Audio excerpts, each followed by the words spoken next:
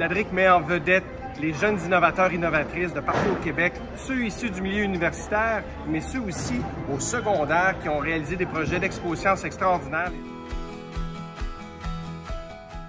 Et on va rencontrer la récipiendaire du prix de l'innovateur en chef, Morane. On va l'avoir appelée. Bonjour Morane, salut Morane, ça fait plaisir. Je m'appelle Morane Charbonneau, je suis une étudiante qui est à sa première année du cégep et c'est ma 4e année de participation à l'Expo-Sciences. Qu'est-ce que c'est le projet?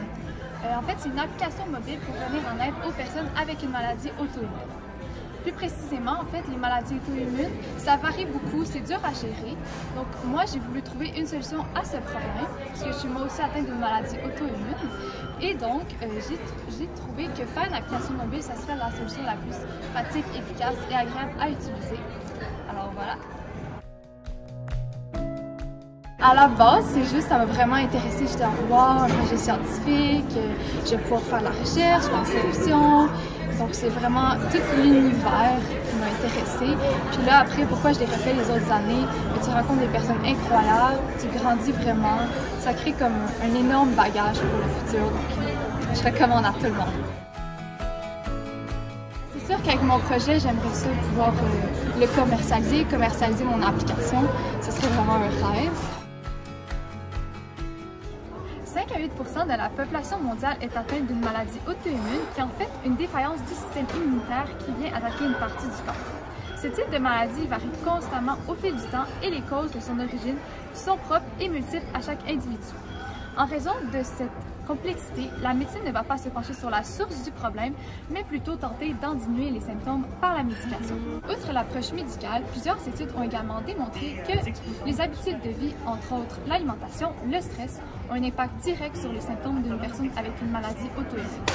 Par contre, il est vraiment difficile de faire le lien entre ces deux éléments-là, vu le nombre infini de possibilités. De là m'est venue l'idée de concevoir un outil pouvant venir en aide à ces personnes qui, tout comme moi, doivent jongler avec leur maladie au quotidien. J'ai donc fait passer un sondage auprès de 422 personnes atteintes d'une maladie auto-immune et 97 % d'entre elles m'ont affirmé qu'elles seraient intéressées à utiliser une application comme celle que je propose. J'ai rencontré certaines contraintes de temps, de simplicité, entre autres durant la programmation, ce qui m'a obligée à revoir mon plan initial.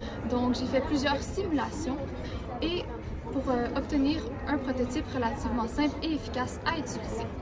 Si je donne un exemple avec les symptômes, quand on installe l'application, il n'y a aucun symptôme. Donc, ils vont apparaître ici et chaque jour, l'utilisateur doit dire si oui ou non il a consommé de cet aliment durant la journée. On peut voir ici que quand la personne consomme du gluten, son symptôme, qui dans ce cas-ci est le mal de ventre, est vraiment intense.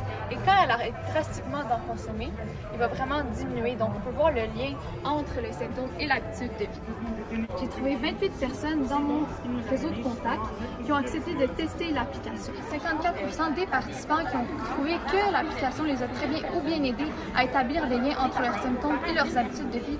Avec le temps, les données collectées par l'application pourraient être envoyées à des chercheurs qui pourraient ainsi générer de belles pistes de recherche. Merci beaucoup, Morane. Merci, salut.